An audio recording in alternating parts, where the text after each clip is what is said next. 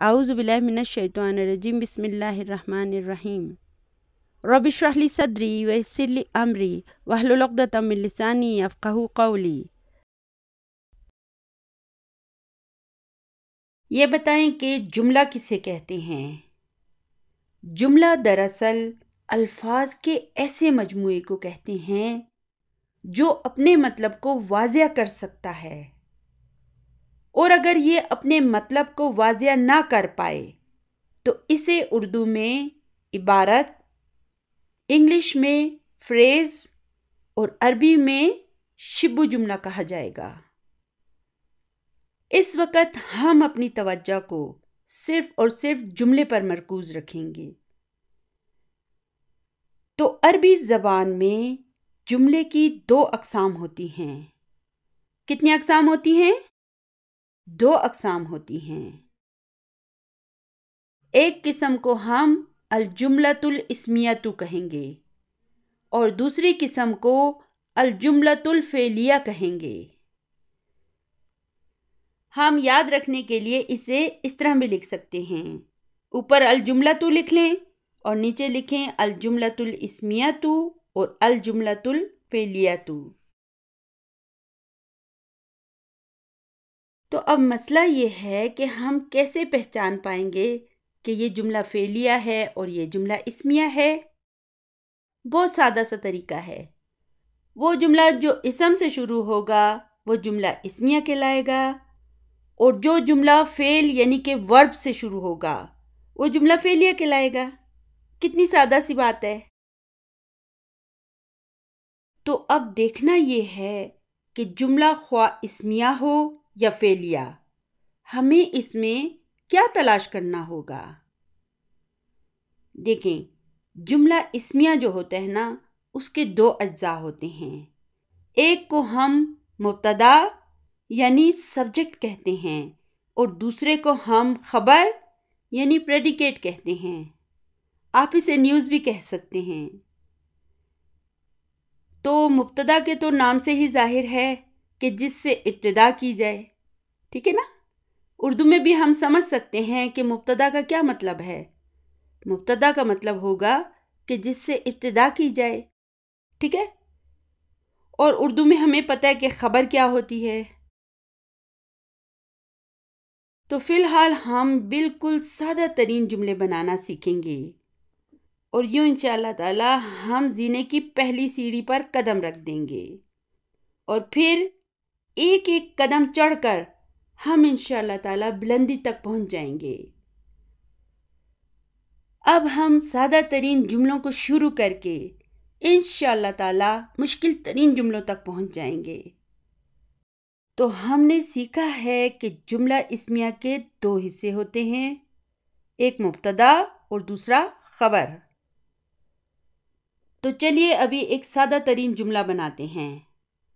میں کہتی ہوں القلم جدید، یعنی کہ قلم نیا ہے۔ چلیے اب میں کہتی ہوں الکتاب جدید، یعنی کہ کتاب نئی ہے۔ غور کریں، ہم نے ان دونوں جملوں کو ال سے شروع کیا ہے۔ انگلش میں بھی جب ہم جملے بناتے ہیں تو ہم اکثر جملے جو ہے نا وہ دا سے شروع کرتے ہیں۔ جیسے ہم کہتے ہیں the pen is new, the car is big, the boy is intelligent, the girl is beautiful, the chair is broken. تو ہم اکثر انگلش میں جملہ بھی دا سے شروع کرتے ہیں۔ تو اس کا کیا مطلب ہوا؟ اس کا مطلب ہوا کہ مبتدا یعنی کہ سبجیکٹ اکثر اوقات ڈیفینیٹ یعنی کہ معرفہ ہوتا ہے۔ دا لگا دیا تو یہ ڈیفینیٹ ہو گیا نا۔ اسی طرح عربی میں بھی اگر ہم ال لگا دیں گے تو وہ اسم معرفہ بن جائے گا نا۔ جیسے کہ بیتن کیا ہے؟ نکرہ ہے، ٹھیک ہے نا؟ اس کے معنی ہیں a house، اور البیتو کے کیا معنی ہیں؟ the house۔ میں اس کا ترجمہ انگلش میں اس لیے کر رہی ہوں کہ اردو میں نکرہ اور معرفہ کی پہچان کے لیے کوئی خاص الفاظ موجود نہیں ہیں، اس لیے میں اس کا ترجمہ انگلش میں کر رہی ہوں۔ تو قلم کے کیا معنی ہیں؟ ایک قلم، a pen، اور القلم دا پین۔ یہاں پہ دیکھیں، کتابن a book، الکتاب دا بک، جملن a camel، الجمل دا کیمل۔ تو مبتدا اکثر معرفہ ہوتا ہے، اور اس کے ساتھ یہ بھی یاد رکھیں کہ اکثر اوقات خبر جو ہے وہ نکرہ ہوتی ہے، لیکن کبھی کبھی معرفہ ہو سکتی ہے، لیکن اکثر اوقات وہ نکرہ ہوتی ہے۔ مثال کے طور پر اگر ہم کہنا چاہیں کہ خالد ایک ڈاکٹر ہے تو ہم کیسے کہیں گے؟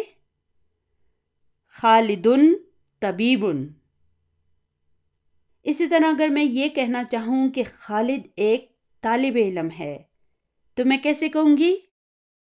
میں کہوں گی خالدن طالبن۔ یہاں دیکھیں، ان دونوں جملوں میں خالد اسم معرفہ ہے۔ کیوں؟ کیونکہ میں نے آپ کو کہا تھا نا کہ نام سارے معرفہ ہوتے ہیں، اگرچہ ان کے آخر میں تنوین آتی ہے، لیکن اس کے باوجود نام سارے کے سارے جو ہیں نا وہ معرفہ ہوتے ہیں۔ پھر طبیبن اور طالبن اسم نکرہ ہیں۔ چلیے آئیے ایسا کرتے ہیں کہ اس کی کچھ اور مثالیں دیکھتے ہیں، جیسے کہ ھذا بیتن۔ یہاں یہ ھذا بھی معرفہ ہے، کیونکہ جب آپ کسی چیز کی طرف اشارہ کرتے ہیں تو وہ تو آپ کے سامنے ہوتی ہے، ہمیں پتہ ہوتا ہے نا کہ ہم کس چیز کے بارے میں بات کر رہے ہیں، تو اس کا مطلب ہے کہ وہ معرفہ ہے، ٹھیک ہے نا؟ وہ معین چیز ہوتی ہے، خاص چیز ہوتی ہے، تو اس کا مطلب ہے وہ معرفہ ہے۔ تو یاد رکھیں کہ پہلا اصول یہ ہے کہ مبتدا جو ہے نا وہ اکثر اوقات معرفہ ہوگا، اور خبر، جی ہاں، وہ بھی اکثر اوقات نکرہ ہوگی۔ اس کے علاوہ دوسرا اصول یہ ہے کہ مبتدا ہمیشہ مرفوع ہوگا۔ مرفوع ہونے کا کیا مطلب ہے؟ یعنی کہ اس کے آخر میں دمہ ہوگی، یا ایک دمہ ہوگی یا دمہ کی تنوین ہوگی، لیکن دمہ ہی ہوگی۔ دیکھیں نا، ابھی ہم سمجھنا شروع ہو گئے ہیں کہ کوئی اسم مرفوع کیوں ہوتا ہے۔ ہم جانتے ہیں کہ عربی زبان میں جو الفاظ ہوتے ہیں نا، ان کے آخر کے اعراب جو ہے نا وہ تبدیل ہوتے رہتے ہیں۔ یہ مرفوع بھی ہو سکتے ہیں، منصوب بھی ہو سکتے ہیں، اور مجرور بھی ہو سکتے ہیں۔ تو اسم اگر مبتدا ہوگا تو یہ مرفوع ہوگا، اور اگر خبر ہوگا نا تو پھر بھی یہ مرفوع ہوگا۔ آپ سمجھ رہے ہیں نا؟ چلیے میں اسے دوبارہ دہرا دیتی ہوں۔ جملہ اسمیہ جو ہے وہ جملہ ہوتا ہے جو اسم سے شروع ہوتا ہے۔ جملہ اسمیہ کے دو اجزاء ہوتے ہیں، ایک مبتدا اور دوسرا خبر۔ تو پہلا اصول یہ ہے کہ مبتدا اکثر اوقات معرفہ ہوگا اور خبر اکثر اوقات نکرہ ہوگی، ٹھیک ہے؟ یہ ایک اصول ہو گیا۔ دوسرا اصول یہ ہے کہ مبتدا اور خبر دونوں مرفوع ہوں گے۔ تو اب یہاں پہ دیکھیں، یہ القلم مکسورن کیا ہے؟ یہ ایک جملہ اسمیہ ہے، کیونکہ یہ القلم سے شروع ہو رہا ہے، اور القلم کیا ہے؟ یہ مبتدا ہے، اور مکسورن اس کی خبر ہے۔ تو اس کے معنی ہوں گے کہ قلم ٹوٹا ہوا ہے۔ آگے دیکھیں، الباب مفتوح۔ الباب کیا ہے؟ مجھے پتا ہے کہ الباب دروازے کو کہتے ہیں، لیکن اب آپ نے مجھے بتانا ہوگا کہ یہ گرامر کے حساب سے کیا چیز ہے۔ جی ہاں، یہ مبتدا ہے اور مفتوح اس کی خبر ہے۔ یعنی کہ دروازہ کھلا ہے۔ آگے ہے الولدو جالسن۔ الولدو کیا ہے؟ مبتدا ہے اور جالسن اس کی خبر ہے، یعنی کہ لڑکا بیٹھا ہوا ہے۔ آپ نوٹ کرتے جائیں کہ ان سب جملوں میں مبتدا جو ہے اس میں ال آیا ہوا ہے، یعنی وہ معرفہ ہے، اور اس کی خبر جو ہے نا وہ نکرہ ہے، اور مبتدا اور خبر دونوں مرفوع ہیں۔ ٹھیک ہے، آگے ہے والمدرس واقفن۔ اس وا کو دیکھیں یہ کیا ہے؟ گرامر کی زبان میں اسے حرف و عطفن کہتے ہیں۔ کیا کہتے ہیں؟ حرف و عطفن۔ تو یہ حرف و عطف ہے، اور المدرس مبتدا ہے، اور واقفن جو ہے یہ پھر اس کی خبر ہے، یعنی کہ اور استاد کھڑا ہے۔